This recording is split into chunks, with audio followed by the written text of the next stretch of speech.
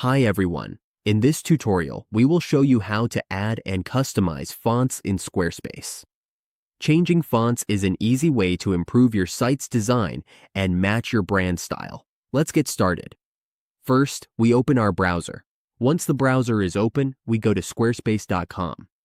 When the page loads, we log into our account. After logging in, we go to the mini profile, click on the account dashboard, and select our website or go to website. Once we are on our website, we click on the website and then click edit. Here, we can edit font styles and even change the theme with just a few clicks. Now, we go to the upper right corner and look for site styles. We will see the fonts section here. Click on fonts. Here, we can choose from all the available fonts, depending on our preferences. We can edit the fonts, adjust the size, or change the headings. Everything in this section is about fonts, and editing depends on what we need.